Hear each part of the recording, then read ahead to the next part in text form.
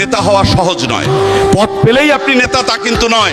নেতা হতে হলে উদার হতে হবে, কর্মীদের ভাইয়ের মতো আগলে রাখতে জানতে হয়। অনেক বড় বড় পদধারী ব্যক্তিকে দেখেছি যাদের পদ চলে যাওয়ার পর তাদের পাশে আর কাউকেই দেখা যায়নি। বিপরীতে কারো কারো পদ নেই, কিন্তু তাদের পাশে অসংখ্য লোক থাকে, কারণ তারা জানেন কিভাবে ভালোবাসতে হয়, কাছে টানতে হয়। পদ আছে বলে আজ আপনার কাছে অনেকেই আসছে, তারা কিন্তু আপনার কাছে নয়, পদের কাছে আসেন, আসতে বাধ্য হচ্ছেন।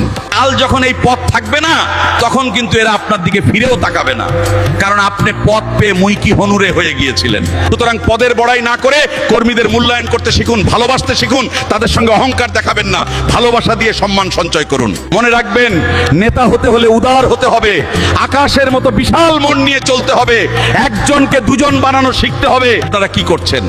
যোগ করার পরিবর্তে প্রতি মুহূর্তে মাইনাসের খেলায় মেতে উঠেছেন। এটা কখনই একজন নেতার ভালো গুণ হতে পারে না। নেতা হওয়া সহজ নয়। পদ পেলেই আপনি নেতা তা কিন্তু নয়।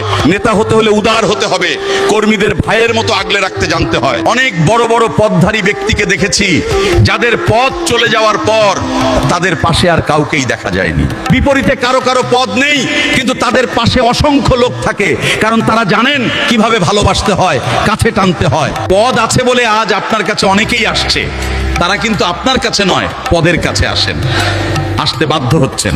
কাল যখন এই পদ থাকবে না, তখন কিন্তু এরা আপনার দিকে ফিরেও তাকাবে না, কারণ আপনি পদ পেয়ে মুইকি হনুরে হয়ে গিয়েছিলেন। সুতরাং পদের বড়াই না করে কর্মীদের মূল্যায়ন করতে শিখুন, ভালোবাসতে শিখুন। তাদের সঙ্গে অহংকার দেখাবেন না, ভালোবাসা দিয়ে সম্মান সঞ্চয় করুন। মনে রাখবেন, নেতা হতে হলে উদার হতে হবে, আকাশের মতো বিশাল মন নিয়ে চলতে হবে। এক